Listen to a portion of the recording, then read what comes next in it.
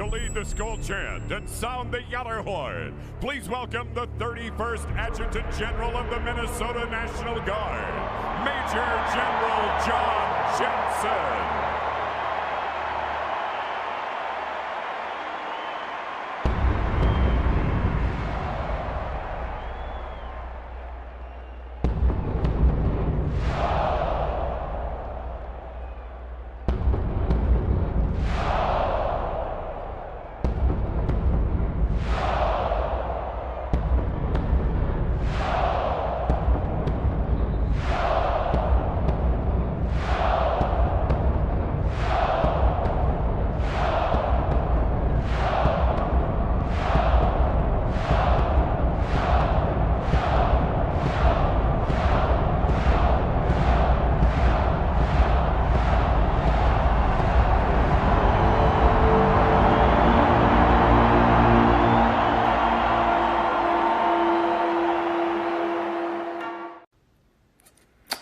Well, hello, this is John Randall, Minnesota Vikings legend, and it is my pleasure to say, Minnesota Vikings fans uncensored, are you ready? Keith, get your people up. Let's go. Skol, skol, skol, baby. Let's go. Hello, Vikings fans. Welcome to the Let's Skol Show. I'm Fish. With me, I have the incomparable David Rinaldi, Mr. Positivity, Cody Bowden. Keith is doing his Keith stuff in the background, getting this thing off the ground. He'll be with us shortly, and Shaq will be with us momentarily also. Welcome to our 17th off-season show of the year. We're going to be here every week. We're going to get through this abyss together. And last week we talked about our draft picks, and this week we've got our UDFAs. We're going to go over each one, and we're going to give our grades, and we want to see yours in the comments or join us. We're also going to take a look at who the other NFC North teams drafted. We've got a little bit of Skol news to get to us for us to get to first, but with the schedule being released next week, boys, let's all make one prediction for the Minnesota Vikings 2025 schedule. Lead us off, Cody. That's tough, man. I just watched Anthony Edwards go down. So one prediction for the schedule. The Vikings will start off this year's schedule 5-0.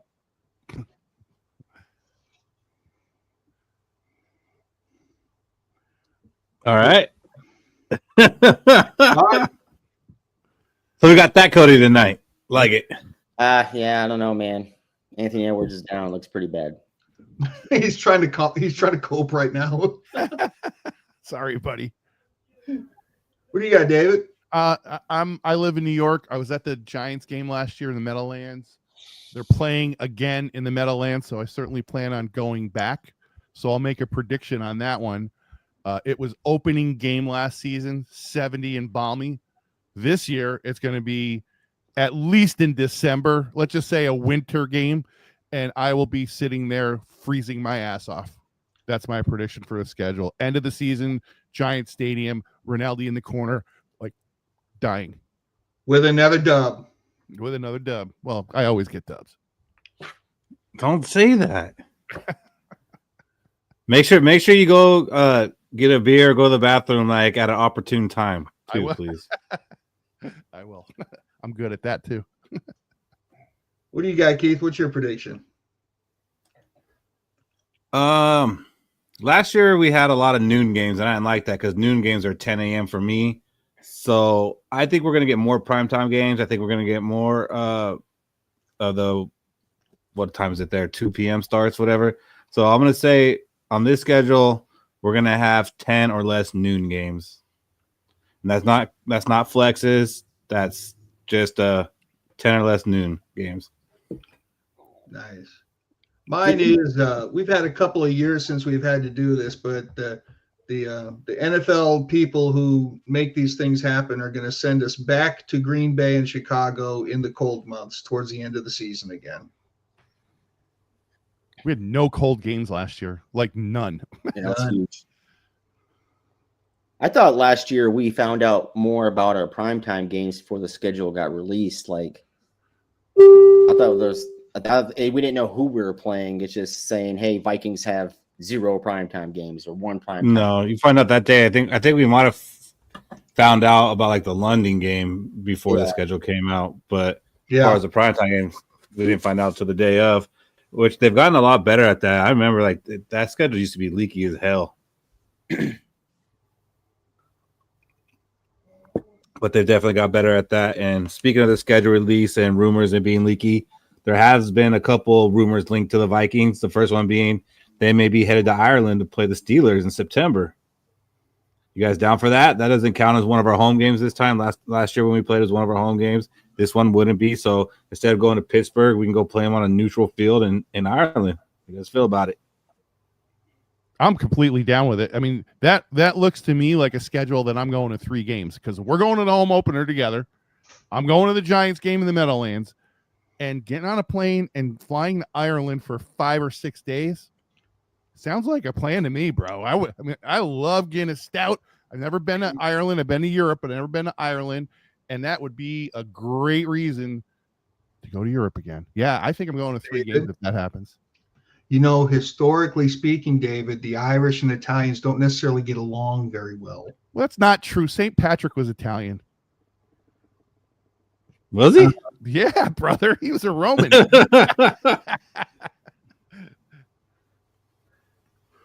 Yeah, but he got rid of all the snakes on the island, David. What have you done?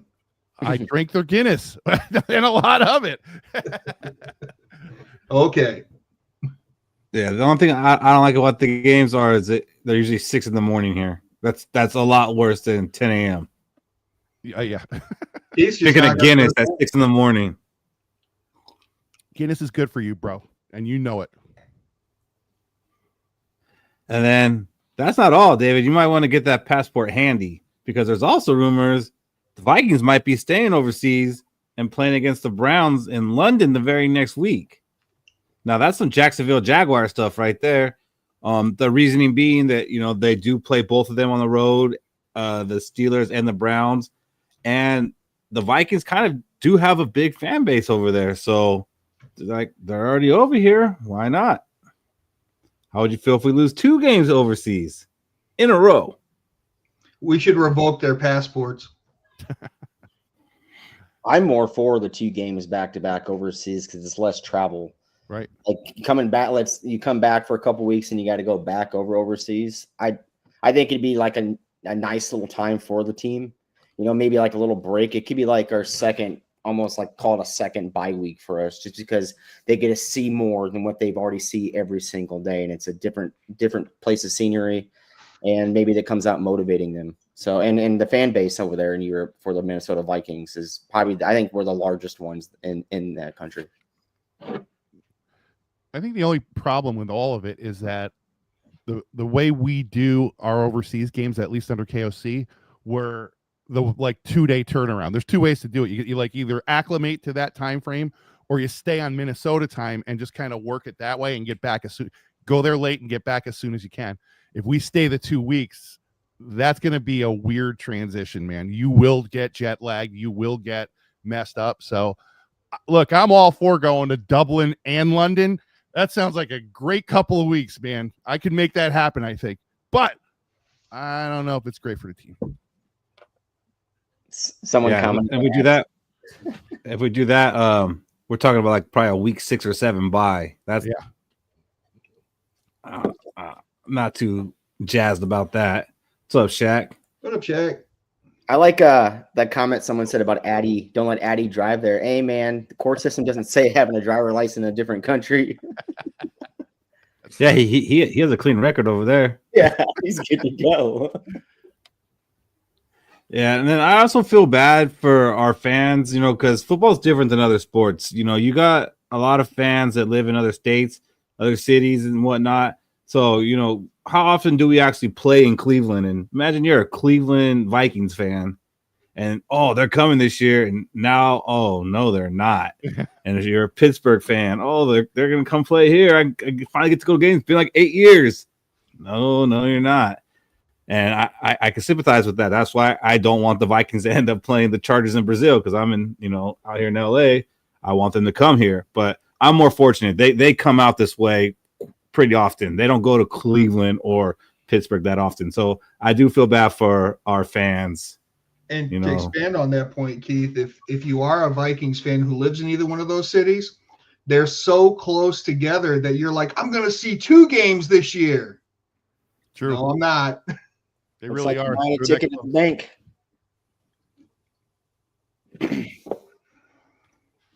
What's up, Shaq? So we just made predictions about the schedule release. You got one? Yeah, sure. The Vikings will play the Packers week 1. Okay. That was different. That was different than what everybody else said. In Lambeau, that'd be choice. I would take that. I would take that too. Yeah, take that too, because then that means Fish is wrong, so that's always a good thing. And then we don't have to actually play in Lambeau in the cold. That means that increases the odds of a week 2 home game too, which There you go. It takes away the stress of those divisional games. Like if they do so happen to lose that first game and it's a divisional game, you can bounce back from that instead of losing back one divisional game, then waiting a week and then losing another one. Yeah, and you don't want to play like week 14 and week 16 against like the Packers, like or the Lions. You don't want it that way. So it'd be nice to get a couple of those division games out early. Speaking of early, a lot of the early power rankings are really disrespecting us. I've seen. I mean, there's a couple, that might have us between 5 to 8, but a majority got us barely clinging in the top 10 or outside the top 10. And we're a team that just won 14 games. And that was with Sam Darnold as our quarterback. I feel like we did really good in free agency. The draft wasn't terrible. Why are we getting shitted on already? I think it deals with a quarterback that hasn't played a live regular season snap in the NFL. So, I mean, Sam Darnold, you can say shit on him all day long, and he was a bust quarterback, but he's actually played regular season live snaps against starters. I think it's probably the biggest reason. Albeit bad ones. Coach of the year gets no benefit of the doubt there? What he's done with every quarterback? I think he's going to coach his ass off even more. I mean, I think that we got disrespect because we had Kirk Cousins as our quarterback, but now I just think it's Minnesota Vikings stuff, man. Until we win like 3 Super Bowls in a row, ain't nobody going to give a damn about us. And it makes sense too. Like we're outside of the top 10 in some of these, and we're within the top 10 almost in other formats. People don't know where to place us right now. That's more like it. That's where you see it as. I'm all right with being disrespected a little bit. I mean, I think that we always play better when I guess I hate to think that pros even look at that shit to start with, but I always feel like we play better when we're a little bit of an outsider. Maybe our off season wasn't as good as we thought it was. Oh, it's really good.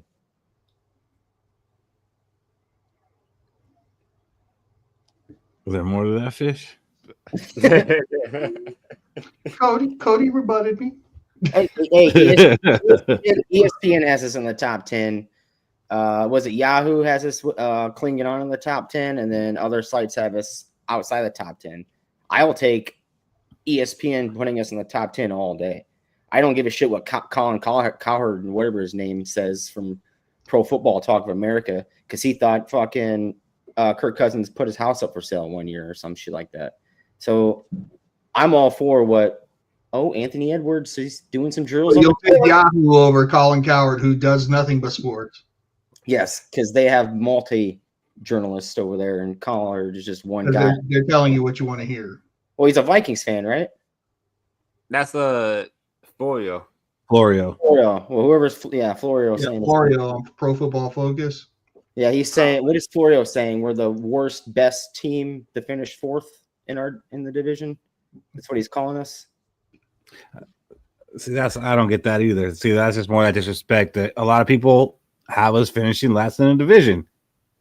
He's a Viking. Like all of a sudden, the Bears or something. Well, same last year, right, guys?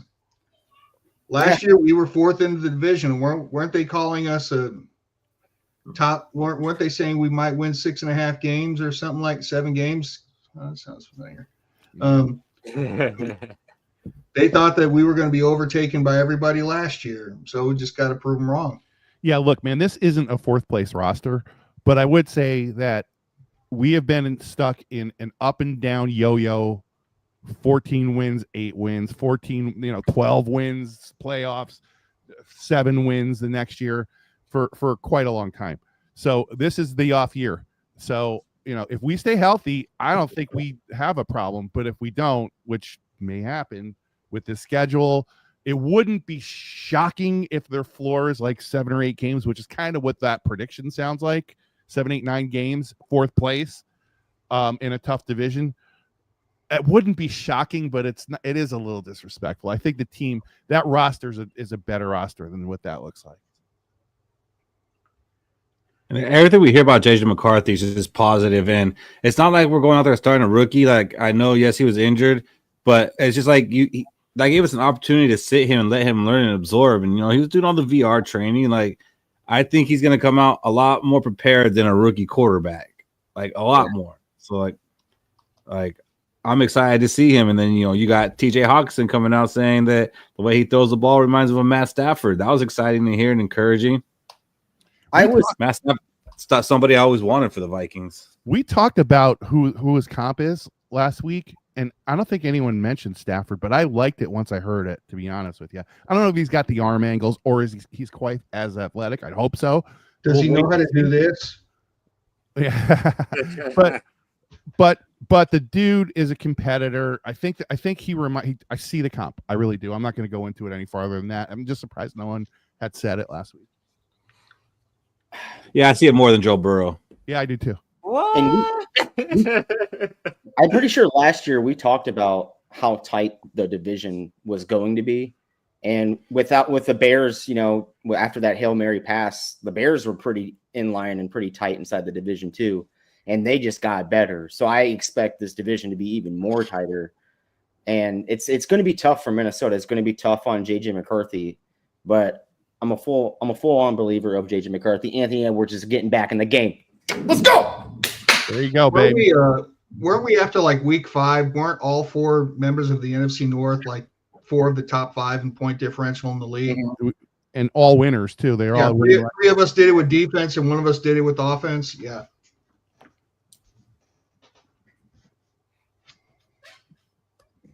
Oh, we're back. Look at Cody, man. You went from like the pits of hell to like euphoria. Woo. Is there a lot of Wolves fans in the comments? Are you guys watching the game? I got it on. I don't really care. But yeah, he's coming back. He rubbed some dirt on it, man. He's fine. Thank God. It's like watching Jefferson go down, honestly, and you're like, oh fuck.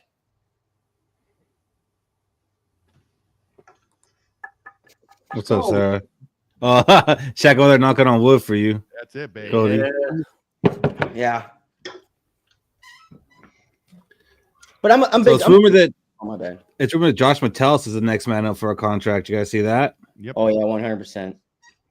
And the number didn't look too bad. It's like what, 3 years for 20 mil? That's what I $7 thought. mil a year. Should do that right now. Yeah, I think that's a pretty fair offer for Josh Metellus. Like, you don't know where to place his value at.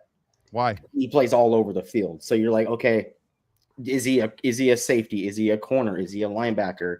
Like, what does he deserve in salary?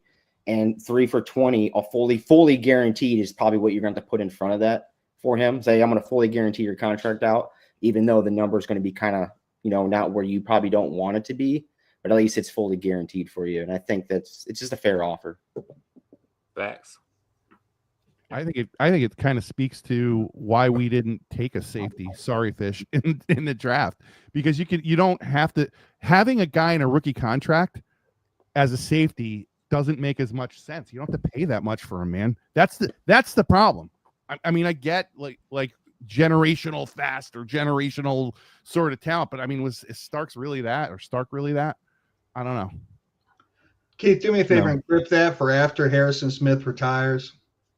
And we're going, oh my God, what are we going to do?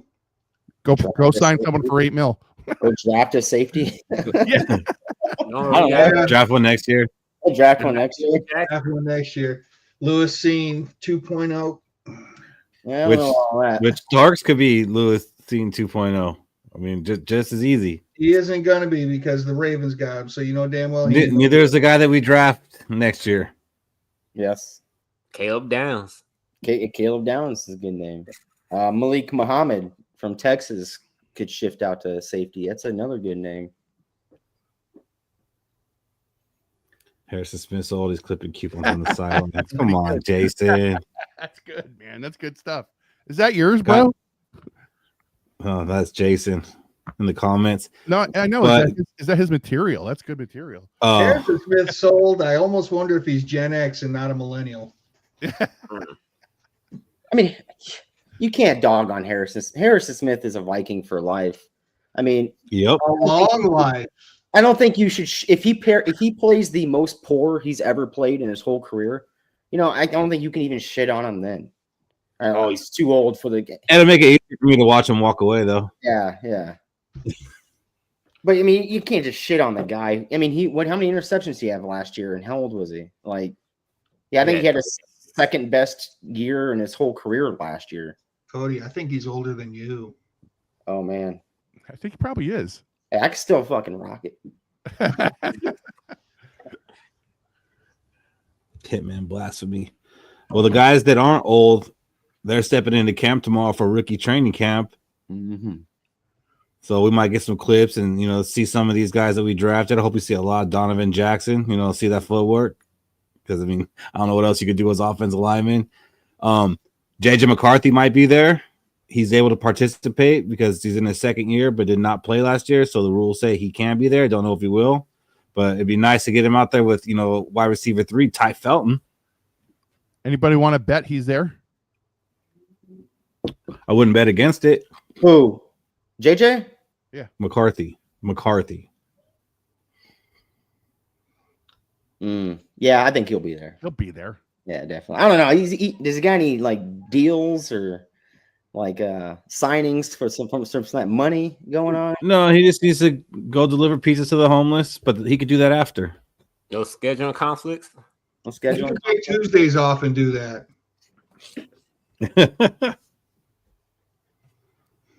Some guys that'll also get a chance to show out is our UDFAs, not just our draft picks. This is going to be their chance to get their name known and get on the radar. I mean, obviously they're already on the radar if they were signed, but I do think that we're going to have at least 3 to 5 of these guys get signed, and this is going to be their first chance to really get on the field and make an impact. I would say impact.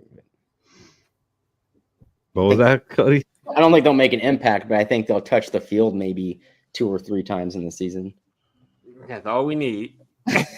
I mean, make the impact as far as making the 53-man roster. Oh yeah, I can see that. We're at 50. We're at 50 names right now, or 49 to 50 names, and we need 3 to 4 to fill out the 53. Yeah, but there's going to be guys who you're putting on that roster right now that are not going to be there. Well, that's why I said 49 because I took off one of the quarterbacks for you. Did you guys see the Go ahead breaking? and We have a signing. We have signings.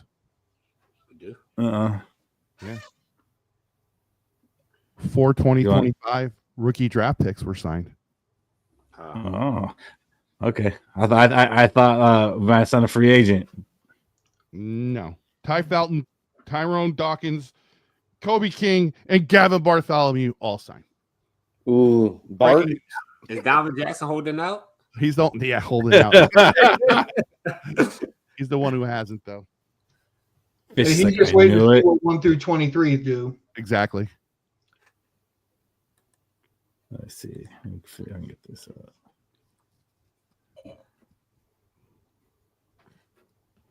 Yeah, we start But with there's 90. gonna be other guys who don't make the roster. Like I don't think Oswald's gonna make it. Yeah, he might be out. Yeah, he might be. What's the cut? Ty Chandler. Chandler. Like there's gonna be some of those guys that you have on your roster right now that's not gonna be there. So some of these guys might have a chance. Here we go. Woo! Look at that list.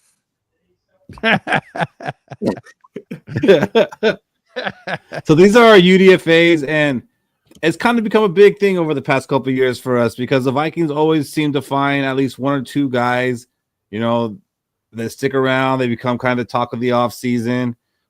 Ivan Pace is obviously the biggest one. Gabe Murphy, his name's been brought up a lot. We didn't get to see him too much because of injury, but there's still a lot of promise and hope for him. Who's going to be the guy out of this list? There's going to be someone that's going to step up and actually make a real impact and not just step on the field 2 or 3 times, as Cody was alluding to. One of these guys is going to be a contributor this year. I don't think so. I just don't see it. Who was an undrafted free agent last year that's a contributor? It wasn't there. Taki. Oh, he hit the field like 6 times. That's right. Yeah. He missed out on his deal with the Chips, so I don't know what to make of him. They probably said, get a tackle first, then we'll talk. So we picked out a couple players who we think might have a chance to make it. And obviously, the offensive line, I don't think we're done there. So there's really no one left in free agency for us to pursue. So I think, Joe Huber might be a good one, right, Fish? Yeah, Joe, 6'5", 310. So I want you to imagine me, but 30 years ago. Joe has a pretty decent anchor. The thing is I tried to do this objectively and directly compare him to Michael Juergens, because Michael Juergens is basically our backup guard / center type guy. What was he, 6th round pick last year? Mm-hmm. Mm-hmm. And we all know I don't like Michael Juergens, but I tried to be objective about it. So here's the deal. Joe is not the strongest guy in the world. And because of that, he tends to extend his arms when he's going one-on-one with the defensive tackle. He tends to extend. He tends to get out of position. He tends to get out over his skis a little bit too much. So an experienced DT will just hand control him and literally rip him right out of his stance. The thing about strength, though, is you can get stronger. You can get back. You can get in the gym. You can put a little steroid concoction in you, and you can get – oh, did I say that? I'm sorry. Here's what he does well. For one, in 3 years, he started out as a right tackle, and then he went to he played both guards. The next year he played, I think it was left guard. Then the last year he played right guard. So he's versatile. He can swing. He can swing on the guard position. Here's the other thing. Shaq, what did our offensive line have the most problems with last year? I believe that would be stopping stunts. Yeah. Right. The teamwork aspect of playing offensive line, he is really good at. He is great with his peripheral vision at being able to pass off a defensive player to an alignment on the other side of him. He is fantastic about catching a stunt. He is great at that. He is also just a little bit more athletic looking when he climbs to the second level off of a double team block than Juergens. Do I think that he could possibly knock Juergens out of the spot? Maybe. If so, he would strictly be a backup rotational, and we probably really wouldn't want to see him come into a game this year. It would be nice, though, to have somebody, if they do come in, we're like, oh, not Udo. Yeah, it would be nice. And, the Vikings did give him a nice chunk of change with the $200,000 guaranteed, so they did see something in him. Not everybody gets guaranteed money. Not everybody does. 29 hurries.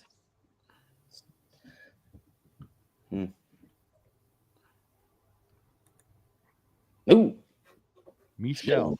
this kid ain't bad. Yeah, Michelle Powell, he's decent. I couldn't find his age anywhere, but we assume from when he graduated high school, he's probably 24, 25 years old. I don't know why it was so hard to find his age. I had to look up Max Preps to find his graduation year in high school. It took some digging. I think he's 24. Yeah, he's 24, turning 25 in June. Yeah. So Michelle Powell, 6'1", 200 pounds, defensive back. Fun fact, he played on that Washington team that lost the national championship. So he does have a little bit of national championship experience. I know a lot of people like to say, oh, we need more players who compete in championship style games. So here's one. He went UDFA. He has versatility. A lot of the reason why I was hyping up Starks was because, Georgia used Starks all over the field. Well, Michelle Powell was actually used all over the field for Miami and for Washington when he played for them as a nickelback, cornerback, and even deep safety. He has ball hawking skills. He led the Hurricanes, Miami, with 5 interceptions, and you just saw the 76-yard interception pick 6 against Wake Forest. He has great leadership and high football IQ. And a reason why he didn't get drafted is because he's kind of old, like we was talking about. He's 24 going on 25. And he doesn't have that elite or good speed. He's kind of slow for a safety. But he does bring heart, and he is one to, get in there and try to make tackles when he can. Yeah, I really like him in coverage. Like you said, a ball hawk. Like I think there's that one here where he gets Sanders too for a touchdown. But the very first clip was like one of those Van Ginkel interceptions where he's in the backfield and gets the interception. Like you said, not very fast, but I mean, I could see the Vikings using him more as a safety than a cornerback. Yeah, I think his issues were his vertical was at 32 inches, which would be dead last in the combine this year, and in that 40 time. But at 6'1", he's got good size and the ball hawking skills. And I think he graded like an 86 PFF score for tackling. So I think he's pretty good safety. I would put him as like a box safety or that wherever we line up Josh Metellus at most of the time. We can kind of like put him on practice squad, and then like when Josh Patel's contract is up, I know Powell's probably gonna be like 27, but still, we get like 2 years out of him.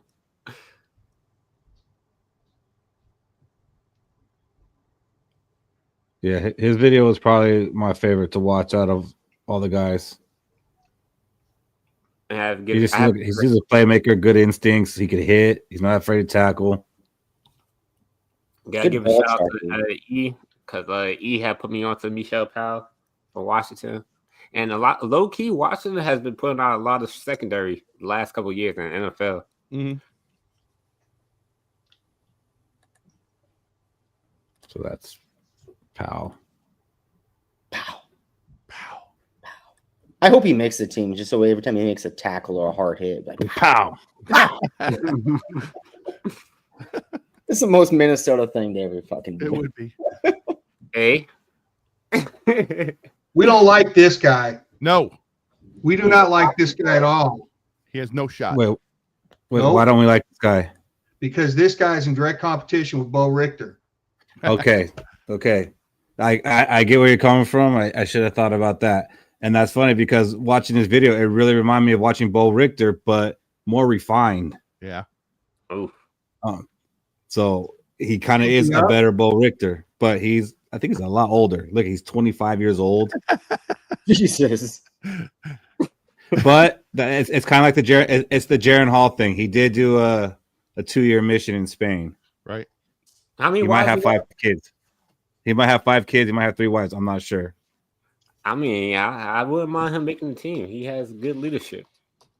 Yeah, no, he's a defensive captain. He's got good leadership, and he's got like that high motor, which you'll see in his video clips. He doesn't give up on the play. Like he might overshoot the running back, but he comes back around and still makes the tackle.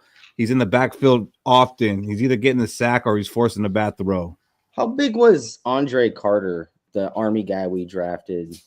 Like, what was his weight? 270. He was 250. 250? Yeah. 250, 255, yeah. He never got to the 270 mark, and that was the problem. He had them Jason Taylor skinny arms sticking out of that uniform. Too much walking, man. Too much running. Yeah. I mean, it's because the Army doesn't want you to get like NFL size, right? They need you a certain size. Right. Run. Well, you don't need to run in the Army either, but yeah. So I think he kind of fits his team because he's also the guy that's out there on the field that's reading the offense and calling out the adjustments for the whole team, which is something that's big in our defense. What's our defensive scheme, Rinaldi? What'd you call it? Our The defense. audible defense.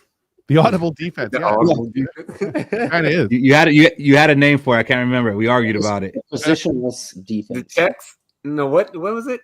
The Check down defense. That's what it was. Check down defense. Check down. He reminds Something. me of Brian Robinson. That's not bad. That's not a bad, like look at him. High motor, high football IQ. He's just not technically sound. He All relies on things I used to hear about Chris Hovan. Moving on. Bo Richter. Yeah, I could. Look I at- could I kinda mean- see that. It's like if he can't overpower you, then he's not getting in the backfield. But when he does, it's a beautiful sight to see. what's that kid off the Wild Thornberries cartoon that Ronnie. yeah. Johnny? Yeah. Yeah, that's what he is. Just look at him. Right there. But I mean, look, he's all over the field from the inside to the outside. Yeah, man. Just And motor. he can play in the 3-4 or a 4-3. He can put his hand in the dirt. He can stand up. Like just watch the last play where he just completely whiffed on it.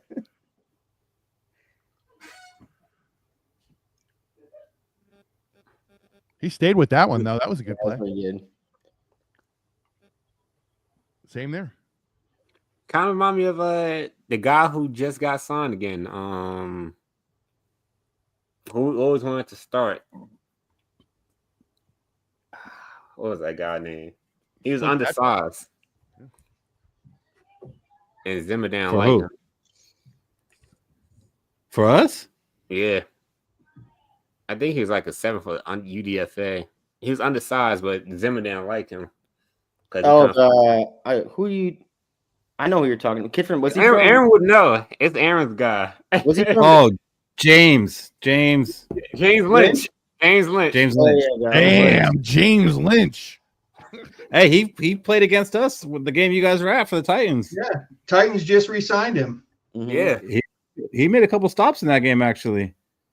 But no, I really do like Tyler Batty. He's a good, at stopping the run, and he can get after the quarterback. The only issue is he's 25, so if he's going to make an impact, he's got to do it quick. Batty or Beatty? Batty. Ooh, that's a good one. Doesn't matter. He ain't making the roster. But Fish, if he can be better than Bo Richter, shouldn't he? Well, Bill No. Richter didn't make the roster, didn't he? No. Because my boy Keith Hansen's guy is Bo Richter.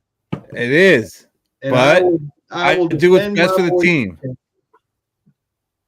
If there's somebody better than Isaiah Rodgers, then I want him. I doubt there is, but if there is somebody, I want him.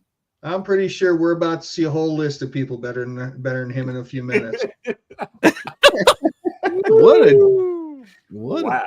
Nostradamus. Logan Brown. This one's intriguing. This one is intriguing because this might have been the number one UDFA out of all of them. This was the hottest name, the biggest name. This is a guy who should have been drafted. Right. I've seen projections of him going as high as the 4th round. Yes, Cody, he didn't. What happened?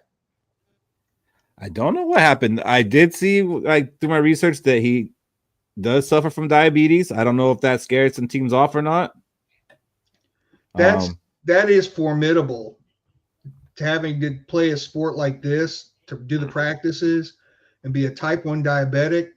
He's got glucose tabs on him at all times. Mm-hmm. He has to stay hydrated. He has issues with his feet. A foot or an ankle injury could literally cause him to lose his leg. So, yeah, there's a lot of risk in being a type 1 diabetic, especially a 315-pound type 1 diabetic. But it's like he has a risk of losing a limb. There's a guy that got drafted and he didn't have a limb. I'm sorry. It'd be a good story, but no, I'm gonna pass. I think Dora Nystrom had him as the number 1 free agent. UDFA.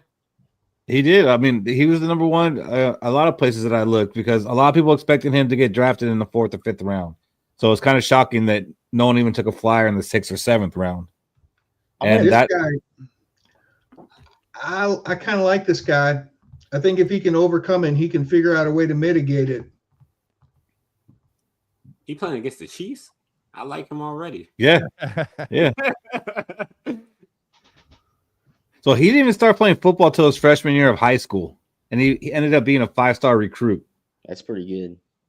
And he signed with Wisconsin, and he ended up having an injury there and redshirted his first season. Then he had an altercation with a teammate, which got him actually kicked off the team, and that's when he ended up transferring to Kansas. And in 2023, he only played 2 games for them.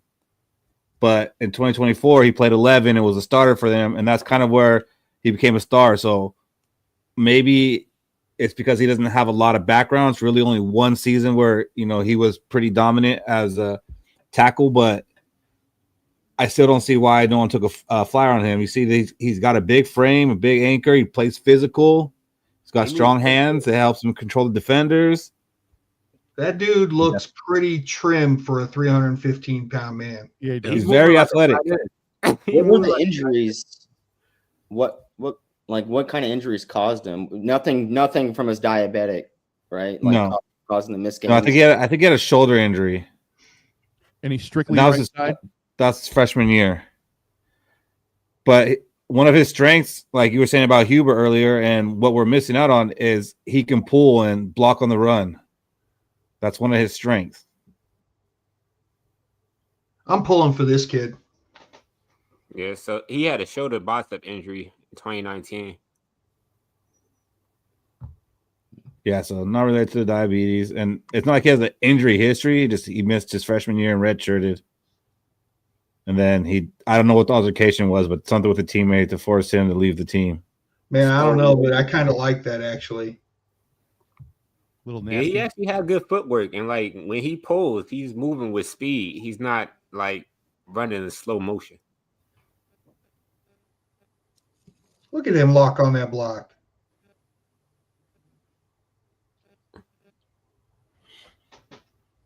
I mean, he looks for the contact. He looks to be physical. There's a pancake. He probably got to work on his hand placement, but other than that, I like him. Pick up right there. Yeah. I don't know. Well, from what I know about type 1 diabetes, those pumps are more of to lower your blood sugar with insulin. Mm-hmm. So if he's being active, he don't need that. The concern is to keep the sugar up. He could actually get so low he'd fall into a coma. Yeah. Yeah, he's got a long road ahead of him. I just let's say Brian O'Neill, we don't re-sign him or don't extend him through his contract. We say we can cut him to save money. I think the Vikings would probably, unless he shows the greatest improvement of all the undrafted free agents, I think the Vikings would just sign a right tackle or draft one. I think this guy makes a 53. Yeah. Possible. You think he could replace Rouse? It's possible, but I mean, I was trying to count how many offensive linemen we actually have. I mean, we have room to add another 1 or 2, and no one's getting cut, really. Don't they normally carry 11-ish? They carry 9. I think it was 9 once the season actually started. Okay. Yeah. There's a couple linemen we could cut that nobody knows that we have on the team There's right a now. there's that guy named Skol that they got in. Who's a tackle? Josh Skol. Yeah. I thought it was a lot cooler when I thought it sounded more like Skol, but it doesn't. Yeah, right. No. But he started games last year. All right. Oh, Trey Stewart. big dog. So I thought we would have drafted a running back, but we didn't. But we went out and got one. Pretty impressive. Yeah, so Trey Stewart, I had a couple things on him. He was 5th in FBS, total yards rushing. He was 3rd in rushing touchdowns, only behind one Ashton Janty. So he came from the Conference USA, and then Ashton Janty came from the WAC conference, right? So you're looking at, conferences are weak. Well, I watched Janty play a Big Ten school in Penn State, put the ball on the field 3 times, right? So I'm pretty sure he'd probably put the ball on the field 3 times too against a Big Ten defense or something like that. You know what I'm saying? But for him to have similar stats to JT, I'm all over for this pick, and especially Ty Chandler, where most of us in the comment section were wanting Ty Chandler to be our starter when he was a rookie and into his second year. And what happened to that? The dude just fell off a map. He's not good. So I think Trey Stewart has a legitimate shot besides the tight ends that are UDFAs at making the 53-man roster as that third running back. I agree that he has a shot because I don't think Ty Chandler is making it. Mm-mm. And I don't think they're going to sign anybody. So this guy has a real opportunity.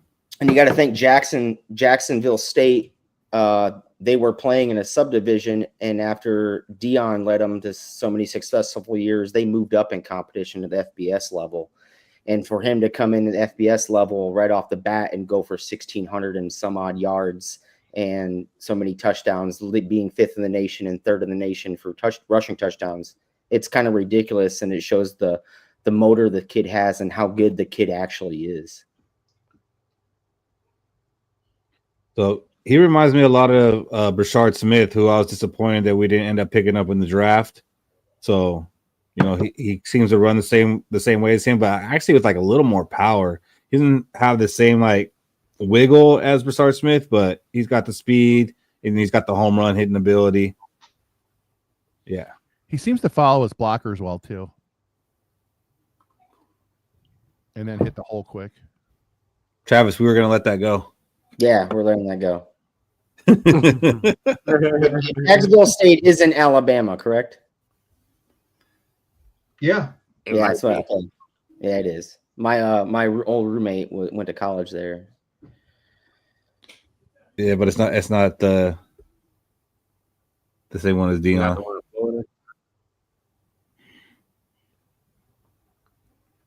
Yeah, I mean, he looks better than Trey McBride.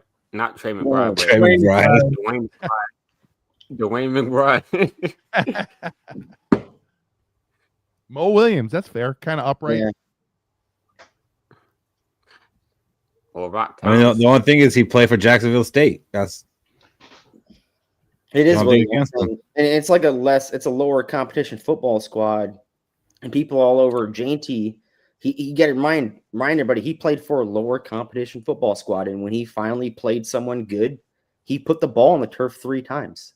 So you're looking at what's the difference between him and Jainty? Like they're playing the same competition. Jainty, yeah, he went over 100 yards against Penn State, but still put the ball on the ground 3 times. So yeah, we hate those running backs that are explosive that put the ball on the ground, right, Cody? yeah, I don't want to fumble. Oh man, I know that's heavy. We've never had one of them, Fish. Never had one. Nope. So that's probably why he's a UDFA. Hate him. He's one of the most reviled players in our team history. Especially in the NFC Championship. Yeah, cost us Super Bowls.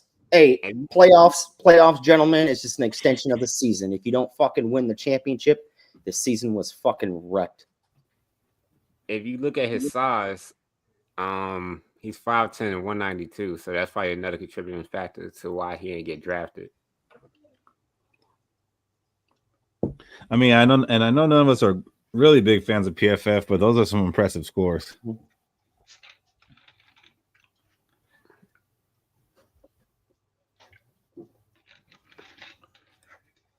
Ooh.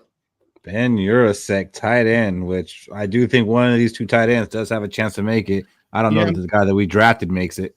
Yeah, this guy's got a football name, Ben Urasek. I mean, come on, you got to believe You that. say like that, hell yeah. You got to believe he can play some football, man. 6'4", 245. He's got. UTSA. He is a Georgia tight end, but not really. He had 15 catches, and Keith and I were looking at it, and he's like, 15 catches? How does that even happen? So if you look at his career, he played for Stanford for 3 years, and he was a huge part of their offense. He was a stud at Stanford. A lot of catches, plays in line. He's a Y, not an X, right? Is that what they are? They're X's and Y's. This guy's he can block. The problem, his downside, and the reason he went to Georgia is because he wanted to get better coaching. He wanted to be more NFL ready. And unfortunately, I don't know if it was the right move, but I do think that the guy's got enough shake, enough offense to get noticed. I don't know that he makes the team or not, but he might be practice squad kind of guy too. I mean, because they're only 2 deep, there's 3 people vying for the same spot. I do think that what he's got to do, and what the scouting report said, is that he's not super fast, and he's a little bit light in the bottom end. He doesn't have a lot of sand in his pants, so to speak, right? So those are the things that we got to watch for. But that was a drop. But the guy can play football. If you watch his Stanford stuff, man, he had a lot of big plays. Georgia stuff, not quite as much. I'll tell you what, though, at 6'4", we might as well just put Ham out at tight end 3. Yeah, that 5'10" Ham ought to do well. Yeah. He's not as athletic. Like, this guy can do more with the ball afterwards. Rhett Like, Ellison. he is smaller. It's kind of like a wide receiver, a big wide receiver at the tight end spot, which I'm not objecting to. Rhett Ellison. I'm just Rhett Ellison. USC. This is like every Georgia catch, dude. We got his whole tape from 24. Well, yeah, he had 15 catches. I think if he had a better quarterback, he would probably did more. Shut your mouth, Shaq. That's an SEC team. You know that quarterback's old. I don't know. This quarterback was projected to be a number 1 pick. Didn't he leave again? Good catch there, Thumbs. Yeah, I see like 4 drops. He went to Miami. So he went to Miami. I don't blame him. It's not every catch, it's every target. Around here, I'm showing it all. He don't have much. I mean, I couldn't find the Stanford tape. Yeah, but his name is Ben Urasek. Ben Urasek. Bumbling. And Rinaldi's like, that was enough for me. Yeah. And now we got the most non-football player name on the list. Bryce Nesbitt. That's a basketball player. That's a wide receiver, bro. No, it's a nerd. He's really a wide receiver. So yeah, he did used to play wide receiver. That's a butler for a James Bond knockoff movie. I used to stuff a guy named Brian Nesbitt in his locker every Thursday. Put your glass. So you have Brian Nesbitt. He's 22. He's one of the younger prospects on this UDFA list.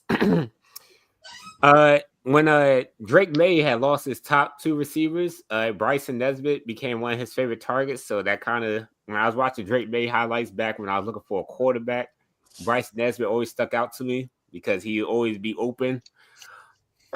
He's 6'5", 238. So he has good size for a tight end. It's just he's not really a good blocker for a tight end. So, he's more so going to have to be a big slot projected, line him up in the slot and have him be a receiver. He has great route running and separation skills, and he's just basically I could see him being a jump ball guy or intermediate target for JJ McCarthy if he ever gets on the field or makes the roster. I mean, his knock is just, he's smaller as far as weight. He needs to bulk up a little bit, but the Vikings can do that for him. Like you said earlier, he started off as a wide receiver. So kind of like I said about Urasek, he's a wide receiver that plays tight end. Right. He's an inch taller and 15 pounds lighter, though, or 10 pounds lighter. Baby, let's go. So, I figured since currently we got TJ Hawkinson, who's more of an all-around tight end, and then you got Josh Oliver, who's supposed to be a block tight end, but he does give us something in the receiving game. If we add Bryson Nesbitt, he'd be, a strictly pass-catching tight end. Or, we could do a big lineup with JJ, Addison, Nesbitt, Felton.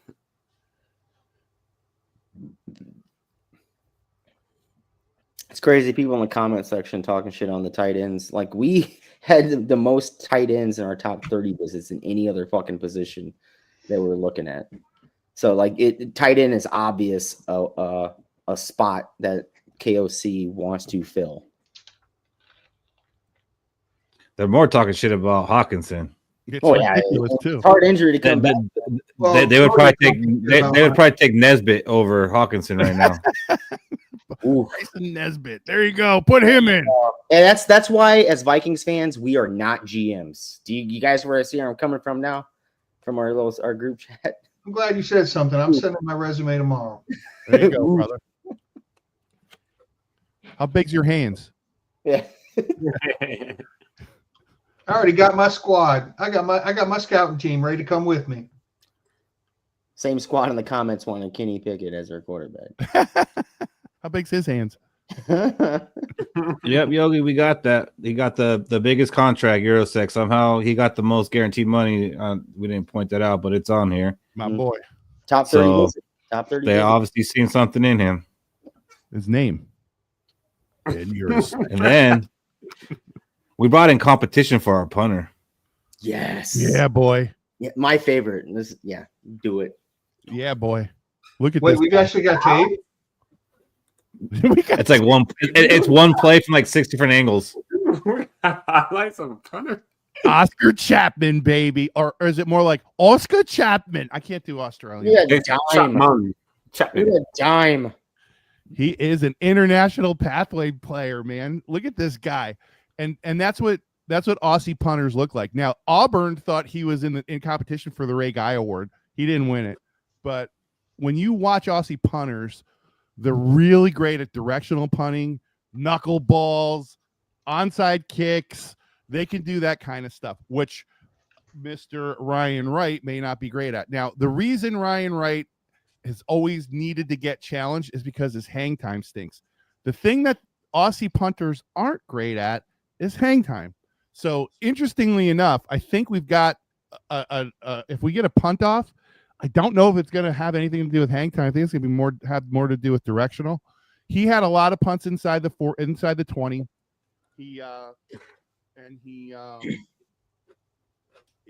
I think he's going to give some challenge. He's going to be a challenger. So we shall see what happens with it. It's cool that they brought it in. I think we get a punt off. I think we can see something happen there. Ryan has never lived up to the huge leg he's got, and it's good. It's good for nothing else to see him get pressed a little bit. So I'm down with that. I like your what you said about it's going to be about directional kicking for the punt off, because like we do stall a little bit around the 50 and the 40. So yeah, I can see where that punt off is going to be at. We used to stall. We don't stall no more. We stall for a quarter now, not a whole. So that's the UDFAs. We wanted to talk about them a little bit, especially since they have been kind of a big part of our last couple off seasons. So we got some guys that we could try to root for when we're watching the preseason games in the fourth quarter. There's some guys for you to root for. Now, what I wanted to do was actually look at the NFC North teams and look at their drafts and just see what we think about them. Did they have a good draft, a bad draft? Did they get better? And we're going to start off with the division champions, Detroit Lions. So I see a couple names on here that we had talked about before the draft. You got Tyreek Williams, Tate Ratledge, damn it. I didn't know Isaac Tesla, but apparently he's a pretty good wide receiver. What do you think about their draft, Shaq? The only pick that really worries me that they picked up was Tyreek Williams, because if he had any resemblance of a pass rush ability, he definitely would have been a top defensive tackle. But what he does bring the Detroit Lions is run stuffing ability. And, the Lions already got great pass rushes. And if Aiden Hutchinson comes back, and they already signed the defensive tackle I went last year, I can't remember his name, but they made a formidable defensive line. So, I'll give it a C, only because their best pick is Talik Williams, who was a first rounder. I'm not really worried about the rest of them. I know Miles Frazier. If you looked at the Senior Bowl, he was getting put. He looked horrible at the Senior Bowl. Yeah, looks like our division went heavy on pass catchers. They're worried about Isaiah Rodgers. I don't know that I want to call third-round wide receivers going heavy on pass catchers. Well, they got 2 wide receivers on here, Fish. Oh, the 7th. Oh, yeah. Yeah. Heavy. I look at this and, they took Tyleek Williams, who's a true nose tackle, right? And I can't help but think about, just hear me out here, a little bit of mental chess. If we would have traded back, and let's just say that the Texans would have taken Donovan Jackson, right? If we would have traded back a little bit more and we would have snaked Tate Ratledge out from under the Lions, they would be stuck with Miles Frazier as their guard. And that would be a pretty good pick in their armor. Okay, well, here's your mental chess. Then we would have been reaching for Tate Ratledge, taking him at 34. No, I said trade back again. None of these guys scare me at all. These are all second, and like Tyleek Williams was only drafted so high, but he's a second, third round talent, in my opinion. Like everybody after the 15th pick, it just go get somebody. I think that's what. Oh, that is so great. When we play the Lions, we should call it the Tesla's keys to the game. That is so great, George. This is what our draft is going to look like next year. Honestly. Oh no, it's going to look way better than what the hell. I look at all they did was they plugged a couple of holes they had. They got some depth. They have a good roster, man. This is what it looks like when you have a good roster.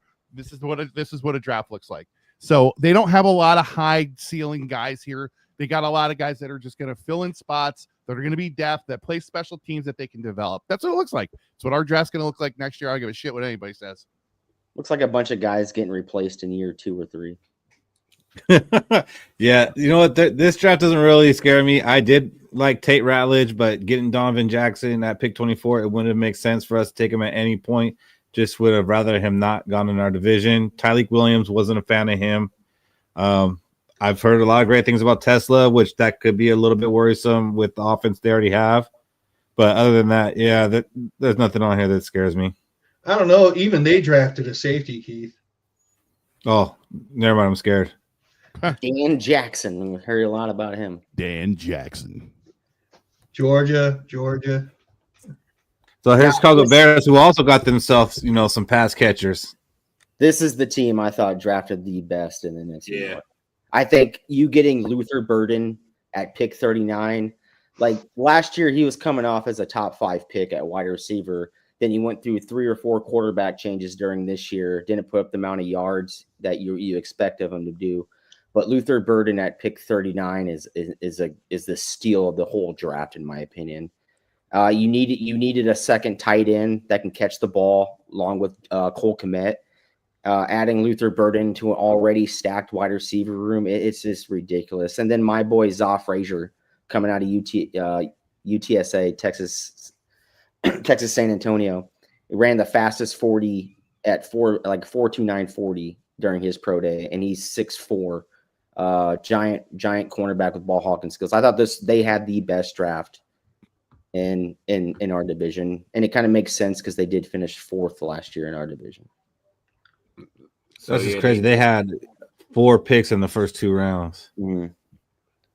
5 in the top 100. Yeah, and another great pick was Shamar Turner, who was definitely a first-round pick in this year's draft. I had Shamar Turner at a late first and to an early second, and yeah, that was a great steal for him. And let's not. I was definitely surprised at the Colston pick, though. Free agency too, fellas.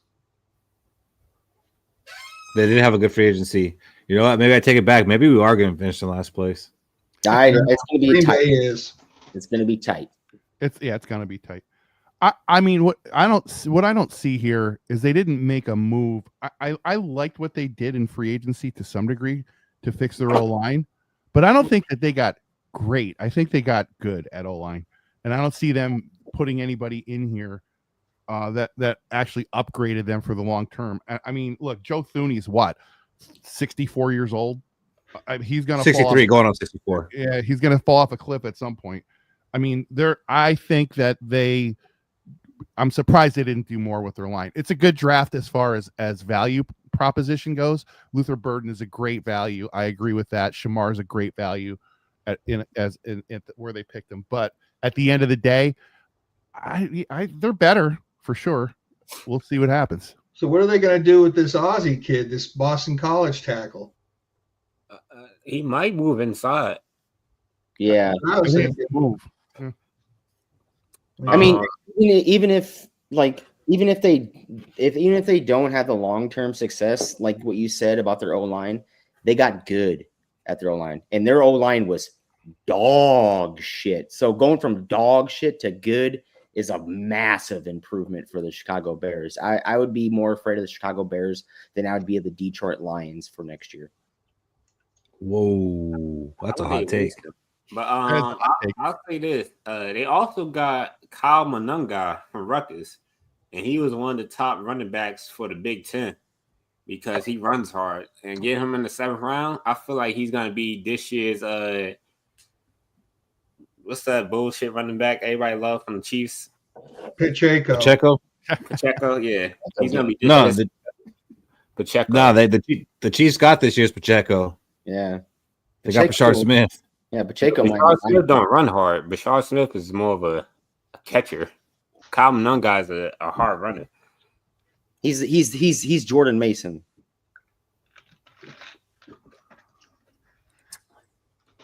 Well, good thing we have Jordan Mason. Thank God. Yeah, I agree with that, Jason. But eventually the players are going to take over. Boo. Boo. The worst. Another couple pass catchers in the division. The worst draft. Skip them. I wanted to do this last week, but we had the Packer fan on, and I didn't want to hear about the draft that much. Yeah, this was the worst draft in the division. Oh my gosh, 3 defensive linemen in a row. Yeah. So Jordan Mason effect. Basically, Matthew Golden is the only one that really scares me because he was a top 2 receiver in this draft. We're gonna have to worry about that deep ball from Jordan Love to Matthew Golden. That's gonna be one thing to watch throughout the season. Anthony Belton is probably gonna move inside the guard, or I don't know. The Packers like to switch things up. He might stay at tackle. And Savion Williams is another good receiver from TCU, another big, tall, gadgety receiver.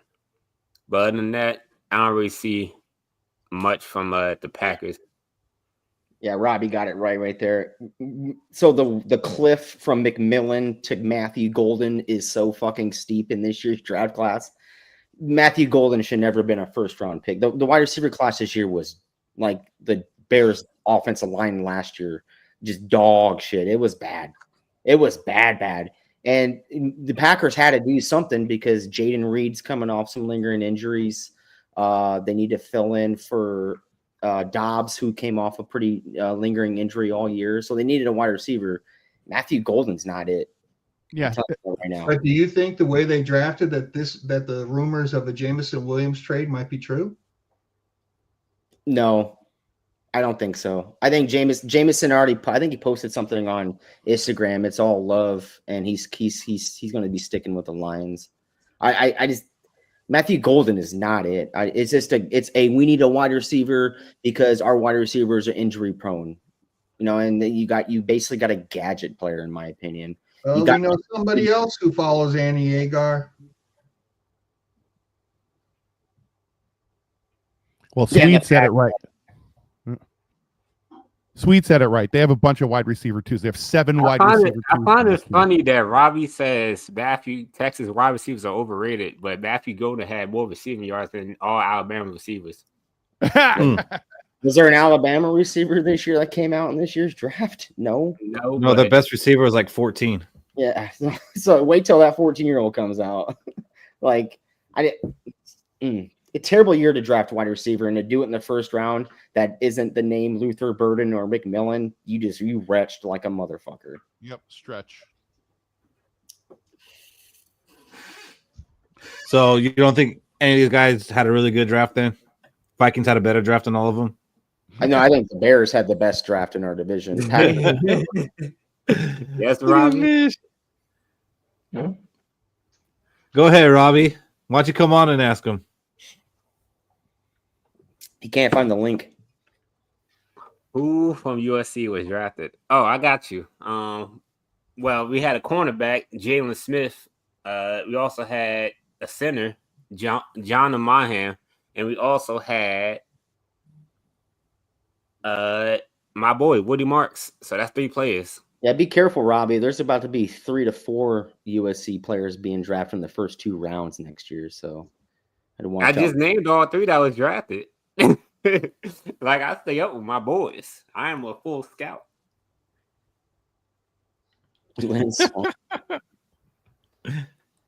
Nick's got your back.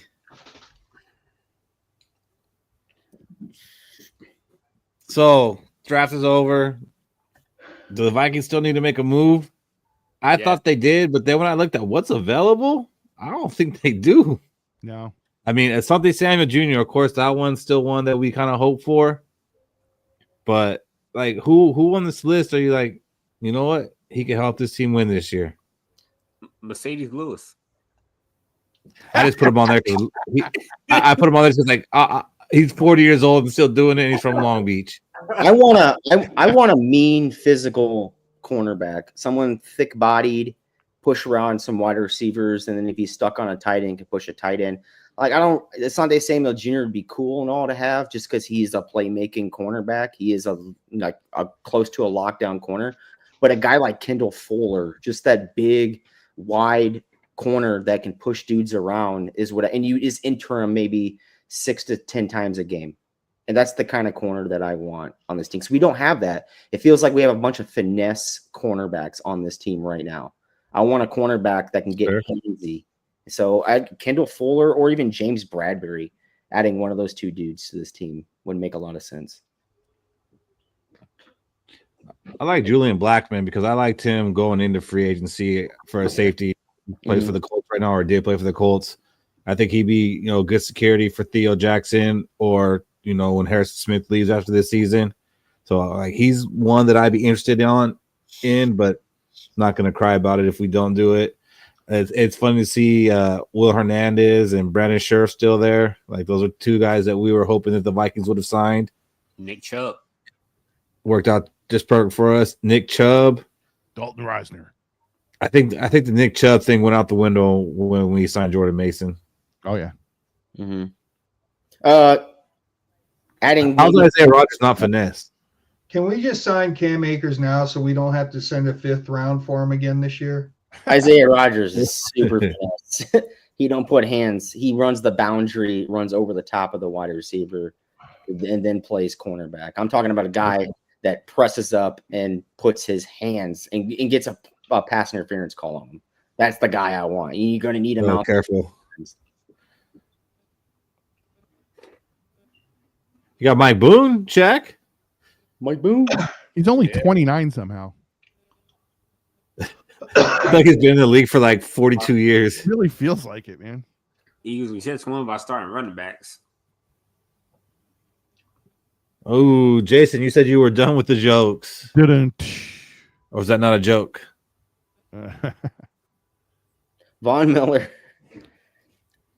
I mean, we were talking about Calais Campbell, so yeah, stop. Why not? Von Miller is just like we can't just have a whole defense of just pass rushers. Yes, we can. It's wild that Bullard and Ward are still on the board.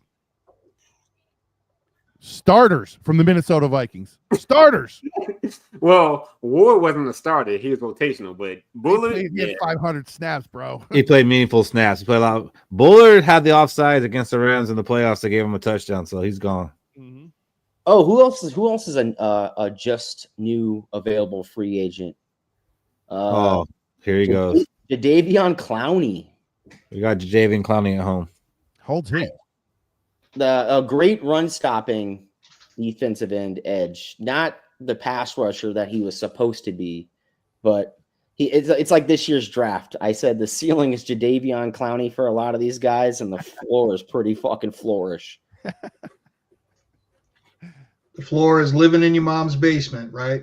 Yeah, baby. Living in Robbie's basement. That's where I think the floor would be at.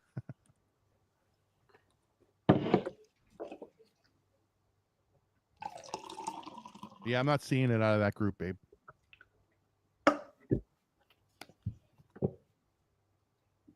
J.K. Dobbins, maybe? Shaq Griffin won't make me mad if they bring him back. Yeah, I don't know. I want a physical corner. Yeah, there ain't But it has one to on be the hit. board, bro. And go It has forward. to be like number 47 because Jalen Naylor took his number 1. There you Kendall go. Fuller is a physical corner. I would give me the guy who has the most pass interferences. Bring him over. He's like the Draymond Green. So of the- what are we trading somebody for? Trading for somebody No, else? Lions? The Dennis Rodman, the dirty player. Give me. Talking I about need Akuda, dirty man. player. You talking about Akuda. I forgot, oh boy, who used to play for the Chiefs that we took? For Rashad Rashard Breeland? Breeland? Rashard Breeland. No, I'm talking about dirty. I'm talking about dirty. Like, give me. Why, Give me Shaq? when you need Why? to enter Vontez into the game. Shaq. He said Why? he wanted somebody physical, getting up past interference. Dirty. I want a guy like Golden State. Watch your mouth. Draymond Green or Dennis Rodman. Just a mean, dirty son of a bitch to put wide receivers in their place, especially with the amount of wide receivers that we're going to have to go through in this division. I want to tilt Amon-Ra St. Brown off his game. I want to tilt Jaden Reed off his game. I want to take Keenan Allen out of his game or DJ Moore out of his game. I want to take those dudes out of their games. Yeah, you know who's going to do that? Cody, Jeff Aaron Akuda. Rodgers is going to do that. Jeff, yeah, give me like the Lions have Kirby with a dirty hit. You know, like, hey, you're gonna think twice about running that route again. You know, like look at TJ, wasn't the same person. Is Andrew Sandeo still in shape? Yeah, I need an Andrew Sandejo, you know, or a Reed Blankenship from the Eagles. Just a kid that he will take a leg out.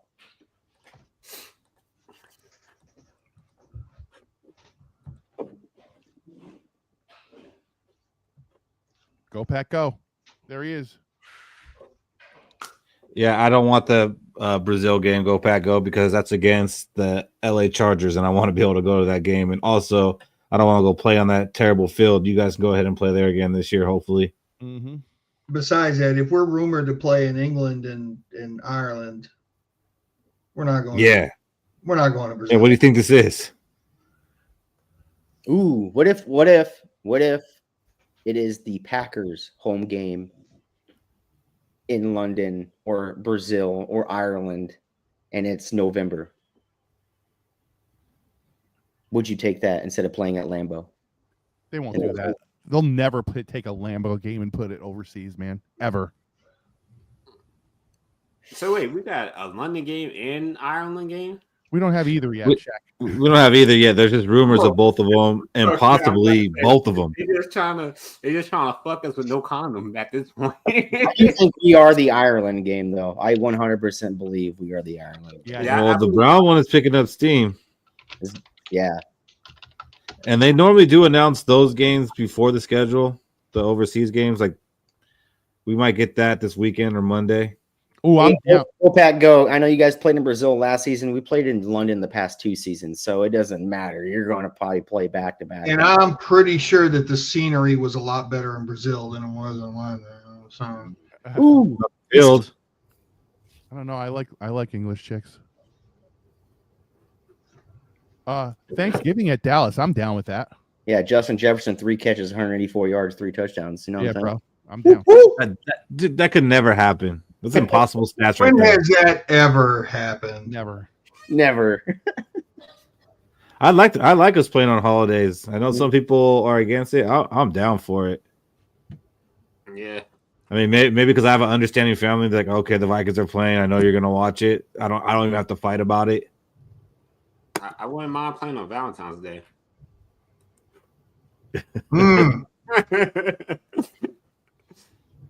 What, the Pro Bowl? Super Bowl back 1 week. Yeah, sure. be dodgeball. Robbie's talking like if we go to Brazil, we're going to be playing against some indigenous tribe out in the middle of the Amazon. Third world countries.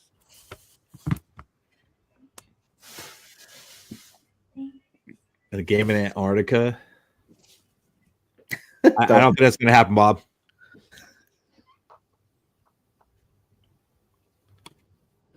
Packers are scheduled to play on Valentine's. I don't think so. Go, Pack, go. You didn't even like your own draft. Worst draft in the division. Easily. He went, you know what? I know it's the worst wide receiver class in the past 25 years. I'm going to go select a wide receiver in the first round. That's what I'm going to do as a GM. And the third. In the third round. Aaron Rodgers is like, fuck. I think they got Savion Williams in third round where they're supposed to get Savion Williams, though. So I'll give them a good pick there. But going wide receiver in that first round was a stretch. I think Matthew Golden would have probably been there for them in the second or third.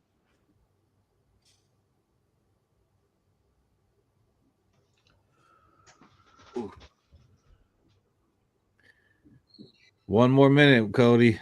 Yeah, I know. This game's over. I've been watching it. Oh, man, the game been over. Oh, yeah. Well, yeah, they've been up by 20 for most of the game. Oh, he's back. Okay, Steve. Salute, Steve. What's very good? Define that. That's an empty statement. Packers will be very good. What does that mean? That's like the hot take from last week. Very good. Give me very good in very good in Packers standards. That's what I want to hear. Because your standards has to be super high. You want a Super Bowl. I would love to see an argument between a native Minnesotan and Packer, Wisconsin. No, you wouldn't. It would be. Oh, I don't want to go there. It wouldn't be that good, though. Damn, you almost went there. There'd be too many vowels in that conversation. I'm just saying it wouldn't be that good. Too many vowels. Hey, Fish, why don't you address it? Do it, bro. Hey, Nick. I was trying to get a one-on-one matchup going for Stumps. Can't seem to get it going where I got two people who want to come on at the same time. And I put Fish and Shaq. Or no, Nick and Shaq. I'm down for whoever, Unc is running away. And then yeah, I think Unc is ducking Shaq, to be honest with you. But at this point, we could just take it. Doesn't have to be the head-to-head. It could be one person or head-to-head. Somebody who wants to prove that they know more than Fish. You know who I should? Boyd. Yeah, where is Boyd? He's been Boyd. Where is Boyd? Oh, Boyd. Boyd in the chat. Boyd, you need to play Stumped with me. Boyd did give us a $10 tip tonight, fellas. Thank you, Boyd. The first hint is free. Boyd needs to play Stumped with me so that way I can reach back a little bit. I'm gonna get in touch with Boyd tomorrow. Tomorrow we're gonna record a stump segment, Boyd. You don't get to back out. You don't get to say no. You're being voluntold. And Boyd, you get to bring the white Boyd. You guys summoned him. Well, there goes the neighborhood. All right, guys. Comment section. I know you're about to drop to 5. Salute, Steve. What's up? What's up, Steve? What's up, Oh, Steve. Cody? At least Cody's in a good mood. I'm happy right now. Timberwolves up or just won 117-93. Hey, man. If the Wolves would have lost, you wouldn't stand a chance, Steve. I wouldn't stand a chance against what? Cody. You guys don't know Steve. We don't. I know a bunch of Steves. It's like this, like I said, I respect every podcast. I respect you guys. I mean, I respect the fact you guys let me join. This is great. But, I join other podcasts. Like there's one Lion fan out there. He goes by the name of Darcy. And like I said, and he What? really chomps at the bit. I said, Darcy, let me get a hold of you one time.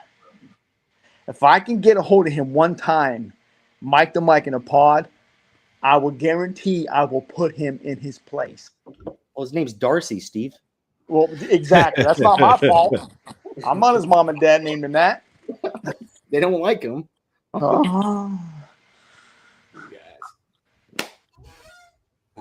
this lion jive. Oh, we won back to back. The big freaking F. You know what? Like Darcy, we won the division titles more than you guys lost games in your career. You guys living off this division. I mean, for one, people hate the Packers' history. Why? Because we have history. We have history, actually good history, to talk about. The Lions don't, except for they did one thing. I had to give them credit. You guys have to give them credit no matter what you say.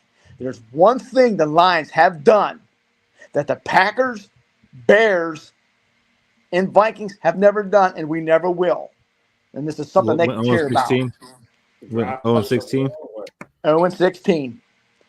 They should be hanging that banner up in their stadium and say, none of the three teams in the division can ever do this. And that's exactly right. Yeah, I mean, I've said it before, Steve, and I'll say it again. What the Lions fans are experiencing right now is what we experienced 98 to 2000.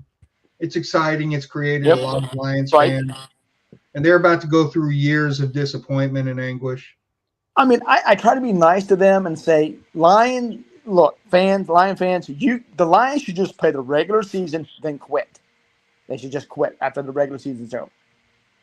I mean, we should all do that. We should all do that after last year, though, because that's exactly what we did. We quit. That was terrible. Hey, Steve, you know the thing about the Packers for me, though? I started watching football in 73. I was like 7 years old, something like that. Mm-hmm. So I went 20 years watching you guys suck. Right. I mean, like they were, when you guys talk about your legacy and how fantastic the Packers are, I just want you to know, I don't think of the Packers like as this unbelievably storied team. I think of Don Mahowski and all the terrible Milwaukee. Don Mikowski. Mahowski. Why would we know his fucking name, Steve? To be honest with you. So the bottom line is, you guys played in Milwaukee, like everybody was on the same sideline. It was just terrible franchise for 20 years. So, cool it with we are a storied franchise. You won two Super Bowls in our lifetime. Woof. And you should have won like 8. And what have you guys done? I'm just telling you what I think. Well, pretty simple. And I understand that, and I respect that call, but I could just come back and say to the Vikings, to the Lions, I mean, what have you guys done? We can say this. Been to more Super Bowls in that same time frame than you have. I know. One more North titles. That the Vikings been cheated a couple of times in NFC playoff games. So it's kind of like the times we were supposed to win a Super Bowl, it was always some bullshit that followed. I guess I will respect this. I respect the Vikings for the fact that the Vikings and the Packers is the rival in the NFC North. It's not. I mean, yeah, the Bears and the Packers have the longest rival in any rival in the NFL. That's not. But when it comes down to the main, it's the Packers versus the Vikings. Yes, and the Vikings are the youngest team in the division, right? They're the youngest team franchise in the division. I think we're the only team that's won the most division titles amongst being the youngest without a Super Bowl. Also, we lead the NFC North in division titles with no Super Bowl. I think what's important is something that we haven't done. As fans, we don't get too delusional. We don't look back at NFL championships and 4 trips to the Super Bowl in the 70s and multiple trips to the NFC Championship game. We don't look back at 98, 09, and 17 and think that we're still those teams no matter who we put on the field. So, I mean, we're pretty grounded out of necessity as fans. You know, we might be excited over having a great player, but do any of us really think we're going to win the Super Bowl this year? Maybe. Is it hype? Maybe. But, you know, yeah. But yeah, it's more importantly what we don't do as fans, and that's after we win one of those championship rings. You know, the next year will probably be pretty obnoxious. But yeah, we don't look back at the past and still live in the glory days. Robbie from South Carolina talking about a Carolina team. Yeah, that's unfortunate, Robbie. It's like that. It's like we were talking about earlier. I'd feel bad for Vikings fans who lived in Cleveland and didn't get to watch the Vikings play in Cleveland. Shut the fuck up. The Panthers also had a better quarterback than we had in our lifetimes. Jake Del Cam Newton that actually took. Oh Jesus, Cam Newton. Who took him to he was an MVP that year, Cody. Yeah, he was the greatest quarterback in our lifetime for 1 year. For 1 year. And that was the year they went to the Super Bowl, Cody. I don't know who they had to play in their division. I'm guessing it wasn't many good teams. Let's see. They had Matt Ryan, and then they had Drew Brees. Matt Ryan, no defense. Drew Brees. Drew Brees, fucking 7 years away from that Super Bowl. Wait, are you shitting on Matt Ryan and Drew Brees right now? 100% I'm shitting on them. Oh, wow.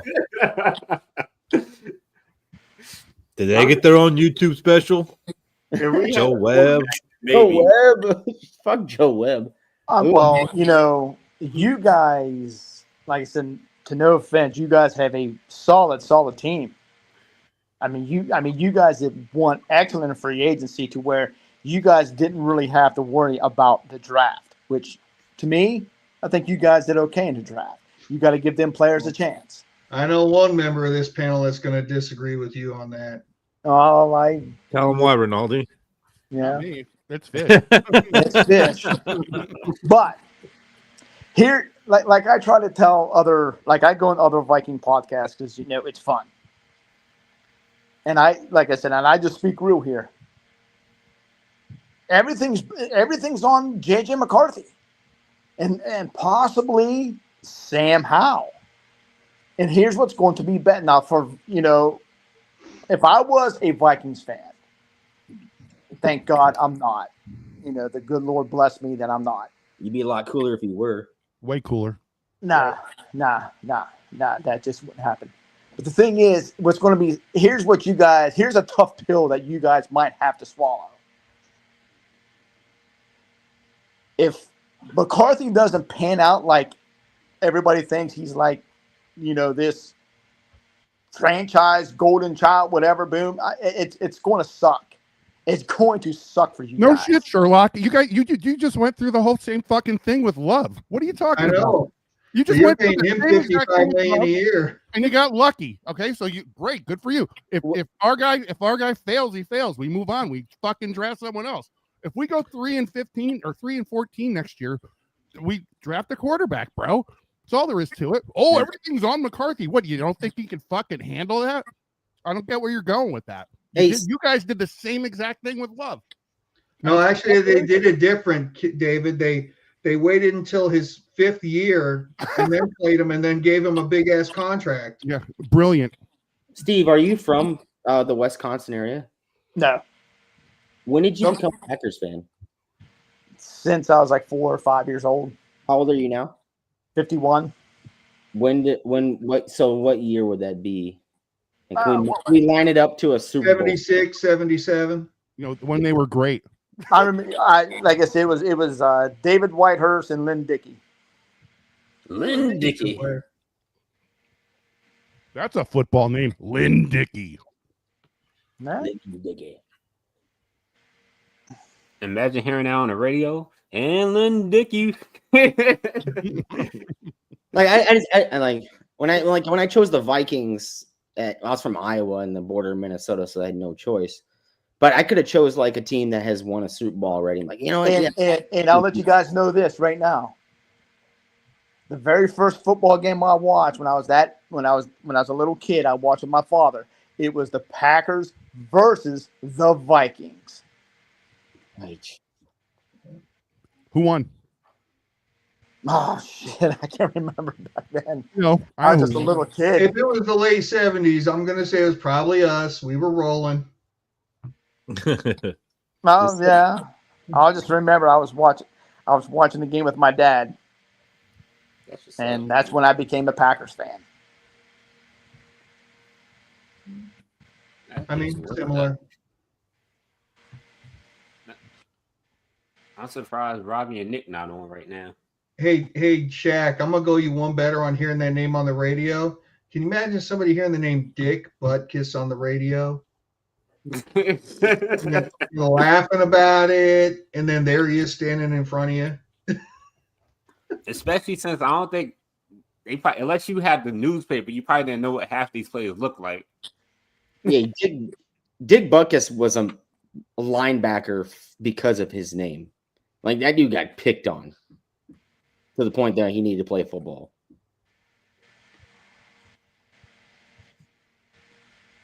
Hell, I mean, I'm already hearing that it's actually going to be between the Chicago Bears and the Minnesota Vikings battling out for the division title. Fine with me. I can see that. I mean, I didn't like you guys' draft. I still think Green Bay has a great team behind them. I think the whole division is going to be tight. I still think there's going to be 3 teams in the playoffs for the NFC. And I think the top 2 teams of that North is going to be Minnesota or it's going to be Chicago. I think the 2 teams fighting for a playoff spot is going to be between Detroit and y'all. I don't think Green Bay has a great team. I think they have a great coach. I think they have a great scheme, and they know how to do it. I mean, and a great uniform, David. Bro, don't even get me started on that mustard yellow and green fucking uniform, please. Do you really like that uniform?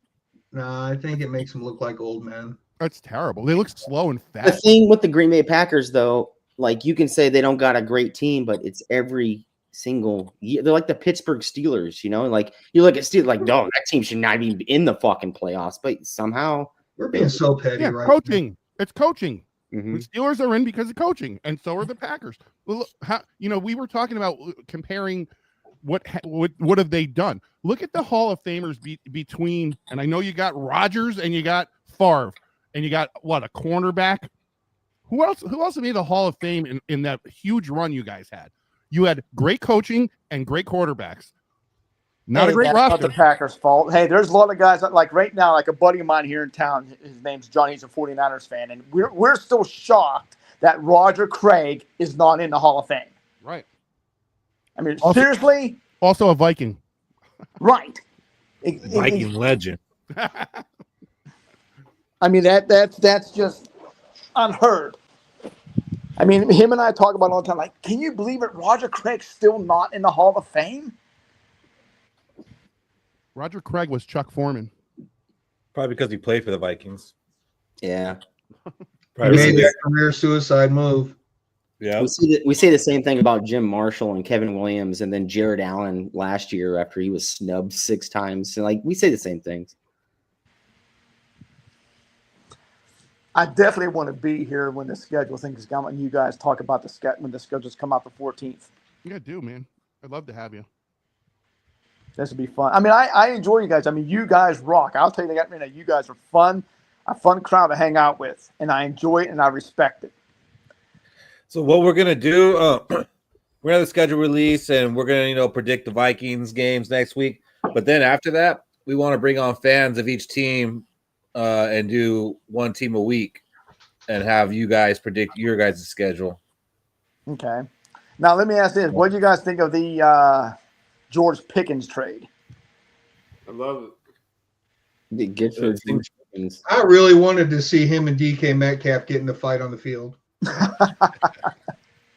Fish, you're a trip. Seemed pretty cheap. What, a third and a fifth? Yeah, they swapped the 5th for a 6th.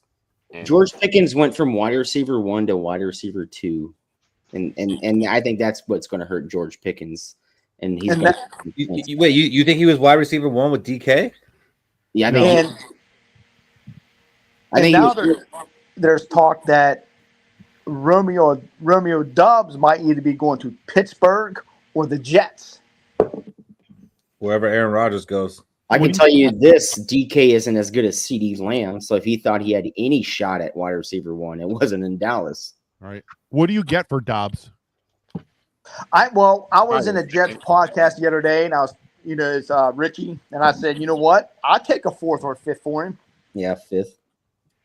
Because he was a 5th round pick. I'll take a 4th or 5th round pick for him.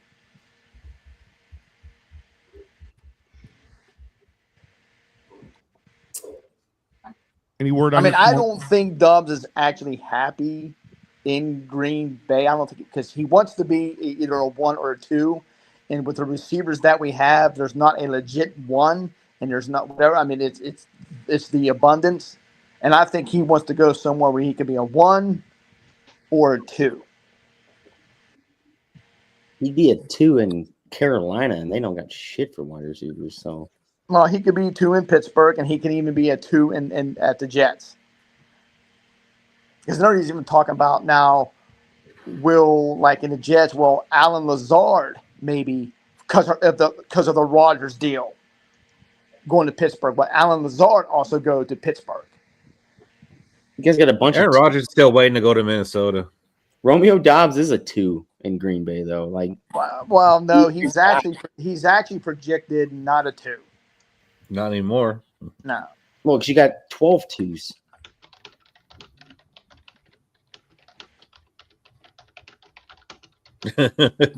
All your receivers are 2s.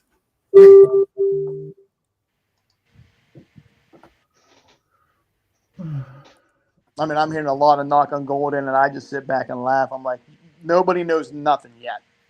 People can say and trash him all they want. Nobody knows nothing yet. Matthew Golden? Yeah. He's Kadarius Toney. No, that's Savon Williams.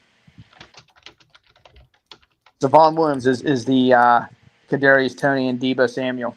Or Hollywood Brown. Well, I can see where you're going with that.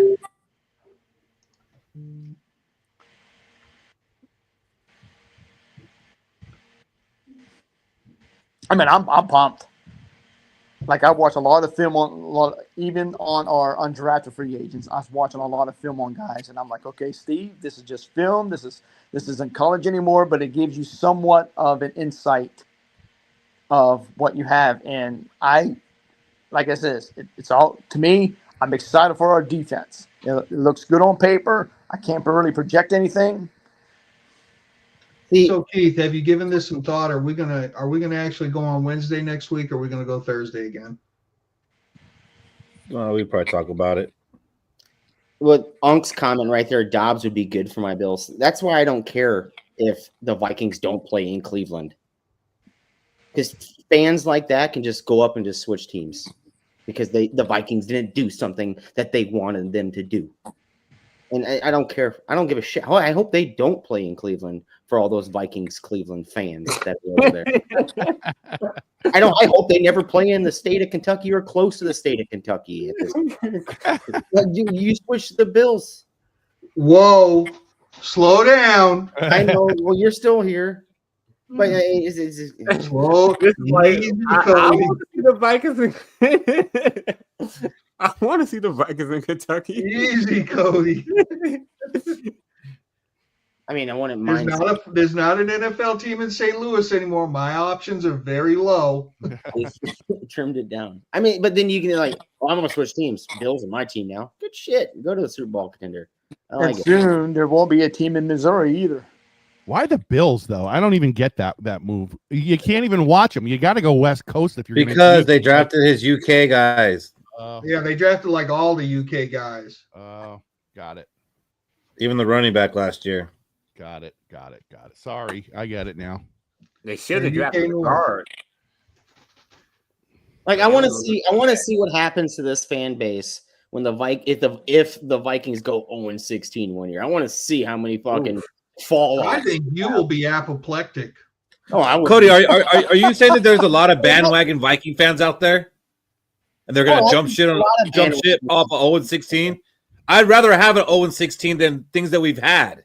Well, then we can At least you know it's coming. At least we can weed out the people that aren't actual fans of it. Like when you became a fan, Nobody's a fake Viking during fan. the There's not a fake Viking fan. There's no fake Viking fans. There's no reason to be a fake Viking fan. Like, are you taking Tommy serious right now? Would he be here right now if he was really a Bills fan? No. There's no fake Viking fan. There's maybe like from 98 to 2002, when they're like, okay, maybe it's not going to be like this. Maybe then. But right now, if you're a Viking fan, you're a freaking Viking fan. I mean, we didn't go 0-16, but we sure as hell went 3-13 or whatever one year under who was it? Les Steckel. I mean, if you've been a fan longer than that, you're a Vikings fan, dude.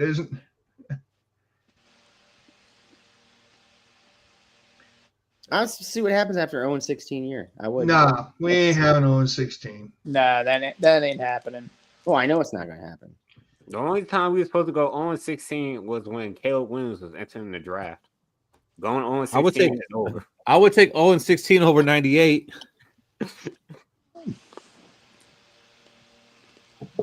You take the 0-16 year. Yeah, I would. We Over that heartbreak, yeah. I'd be more likely to jump ship off a heartbreak than going 0-16. And what I've been saying about the playoffs is an extension of the season. Are you talking about Gary Anderson? Shit, unless you win a championship. No, I'm talking about Robert Smith losing his playbook on a bus. 2001, 2000, right? That was 2000, right? With I thought it was 98. No, 2000. Robert Smith. 98 was Randall Cunningham. Yeah, Robert Smith was there. Yeah, Robert Smith came Yeah, over. but that wasn't no. He's He's talking about when we got blown out 41-0 by the by the Giants. Giants when John Madden. Yeah, see, he said I'd be more likely to jump ship Giants have 98 the playbook. than 2000 because by halftime you knew that game was over. Yeah, well, yeah, because John Madden said so. So you start 0-8, you know the season's over. You're not like jumping ship. You can still watch them what though. it is. It's like watching the Twins play baseball. Right, You you're know still they're watching. not going to advance past the first round, but yet you still watch them. You're not going to switch teams to the Yankees or Dodgers. Did you guys see that fight? Jason, I'm not saying I would trade 98 for 0-16 because 98 was fun and magical, but I'm saying like if I was going to jump ship, I'd be more likely to jump ship after that than jumping ship after going 0-16 because that heartbreak that hurt, man. Did you guys see that fight between the White Sox and the Guardians? I don't watch White Sox or Guardians baseball because I'm a Twins Oh, fan. neither do I. But it was this thing on YouTube. I Oh, don't watch the man. teams in my division. What's his name? What was the guy's name? He punched Anderson right in the face. Bench clearing Nice. brawl. We didn't see it. Nope. You know, I wish you could have made it down to Nashville because you'd have seen a few of us. You've been skull chanting on Broadway. Yeah, brother. Yes, I am a Vikings fan. That was some good shit right there. Is that where Fish? Is that where you're at in Nashville? No, I live in Kentucky, about 2 hours northwest. Okay. Well, really, you're not really far from me because I'm in West Virginia. Well, I mean, I live in Murray, Kentucky, all the way over, Okay. like like I'm about 5 minutes from, Missouri, Arkansas, and all that stuff. Oh, okay. You in that Deliverance Hills? Kind of makes sense that you're a Packers fan.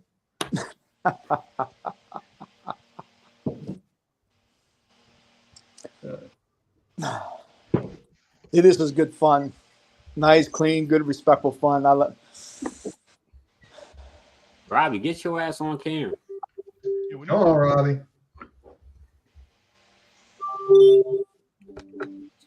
So you can get on the field. All right, Steve, it's been good talking to you, brother. All right. On to our hot takes. Go, baby. All right, Steve. See you next week. Thanks for joining us, Steve. Thanks, See? Steve. For See joining you, us. Good buddy. luck, guys. What an I think we asshole. did hot takes. This is a good move. It's the right move. No, we didn't. We're gonna do our final hot takes before we get out of here. Shit. No, we did an icebreaker earlier. Oh, that was an iceberg. Well, yeah, it was 2 hours ago. Yeah. Damn, I got like. All right, so let's get into these hot takes. Michael Fish, what do you got? The Chicago Bears are going to sweep the Detroit Lions this year. I can see I that. love it. That'd be funny. I don't know if that'd be funny because now I'm more worried that we're gonna be in last place if there are Bears out here sweeping the Lions and we get swept by the Lions. I don't know. What do you got? What do you got, Rinaldi? This year, with all the scuttlebutt in the freaking comments, you know who's going to make first team All Pro? T.J. Hawkinson. T.J. Hawkinson is first team All Pro, motherfucker. Take that, Cody Bowden.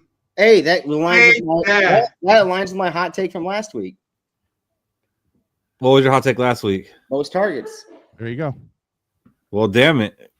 I thought Rinaldi was going to snake mine again, but mine is just that this year T.J. Hawkinson is going to have his first 1,000-yard season. There you go.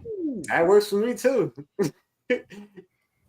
I can't believe it. Like he's never had 1,000 yards. Like most of his seasons are like 500 or less yards. You gotta think about it. How long has he been a Viking?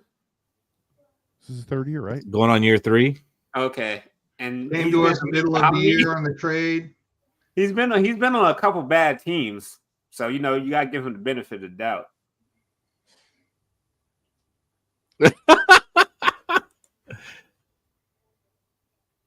Oh, please make it happen. I thought you were already gay. Sorry, bro. You better hurry up, Jason. Our president don't like that. Oh, boom. What do you got, Cody? I'm gonna go really hot take. I'm gonna say Justin Jefferson is gonna win the MVP this year. Ooh. That's my hot take. When's the last time a wide receiver won it? Cooper Kupp? Did he He win? didn't even win it. He won Triple Crown, didn't get MVP. Oh, he didn't get the MVP? No, I don't think so. Oh, damn. Triple Crown, Super Bowl winner. Didn't get the MVP. Who got it? Pat Mahomes? Either Mahomes or Aaron Rodgers. Lamar Jackson. Oh, Jackson. Damn, so who's the last wide receiver to win an MVP? There hasn't been. Jerry Rice. Jerry Rice didn't win MVP. I don't know.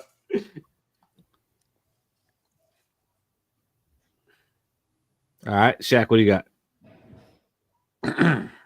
You guys are probably gonna hate me for this hot take, but Caleb Williams will win MVP. Well, you were right about one thing. But it wasn't your take. I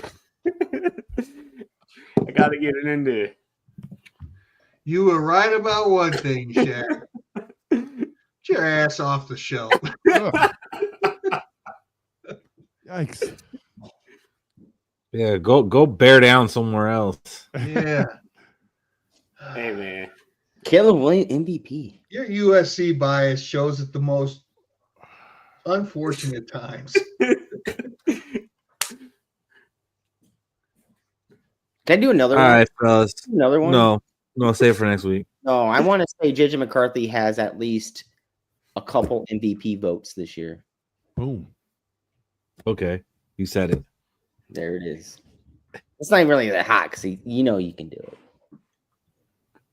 People from Kentucky say no. I mean, it's hard to say that anybody that's not, like Patrick Mahomes is getting an MVP vote because, first ballot MVP or whatever, because it goes online. Only like 3 players get that first, votes on that first, whatever it is. There's 5 of us, Tommy. You missed one. Let's go ahead and get it out of here. What are your final thoughts, Rinaldi? I think that our team is great. It's a real tough time of the year to get super excited about things. However, with rookie minicamp coming up this week, we're going to get some news out of Minnesota, which is kind of a good thing. And we've got to take those tidbits and get excited about what we get to see. Hopefully we get a little JJ McCarthy action, some good interviews, maybe a signing here or there, and stuff is happening. So look, man, nothing to look forward to other than a great freaking roster with a great set of coaches and a great team and a great situation. We are a Viking podcast made by Vikings fans for Vikings fans. If you aren't subscribed to us, please subscribe right now. And short of that, let's motherfucking Skol. Let's go. Nice. Like a fish. For Vikings fans, by Vikings fans. That's right, David. There's actually a lot to be excited about right now. We're about to get our schedule next week. That's going to give us a whole lot of stuff to dive into. We're going to start to see our roster round out a little bit. Maybe there's one more nice little free agent signing that we're going to get. Can't wait to start seeing those roster cuts that start to happen, to see if we might be able to find a little more meat off the bone from something else to help us out. And we've still got more to get into about our own roster, what we think our starting lineups are going to look like. There's a lot to get excited about. We are built to win this year. And if we can stay remotely healthy, we're going to do just that. Let's Skol, baby. Let's go. Let's go. What do you got, Shaq? Thanks for whoever's still tuned in. Make sure you guys like, comment, or subscribe on YouTube. We're trying to grow this channel to be bigger and better things. Also, if you're feeling generous, you can always donate on Buy Me Coffee at Let's Go, or clicking the $sign button on YouTube. We take all the donations and try to get the crew to Skol Fest. Or Cash App, Shaq. Or Cash App. You can Cash App. Let's Go, I believe, is the Cash App link. And we try and get the crew to Skol Fest, and if you want to see us in person for the first Vikings game of the season, home game, you can see us there. And can't wait for that schedule to drop. Yes, sir. What do you got, Cody? Yeah, just like Shaq said, I can't wait for the schedule to drop and for us to go through the schedule. That's like my favorite time of the year with this podcast. I think last year it was so bad with Mr. Buffalo Bills. But I love the schedule and how we predict the schedule. And like last year, I think me and Fish were like 7 wins, and everybody else. Shaq had 11-0 to start the year, and Shaq was probably the closest of anybody on this panel. Some bullshit. And I'm very excited about the JJ McCarthy era. I want to see what we have at that quarterback position. I get it, ESPN and those channels, they put us in top 10, and then other sources put us outside the top 10 just because they don't know where we belong yet. And it does hinge on JJ McCarthy. But if JJ McCarthy is just a sliver as good as Sam Darnold, I would expect either 12 to 14 wins this year. And I said at the beginning from the scheduled icebreaker that I think we do go 5-0 this year, right? Other than that, don't beat your dogs, don't beat your wives, don't beat your kids, always. Let's go. Let's go. Let's go. So we'll be back next week. It'll either be Wednesday or Thursday. We're going to talk about it. If we want to go live the day of the schedule or go the day after, we'll let you guys know as soon as we know. So till then, let's go.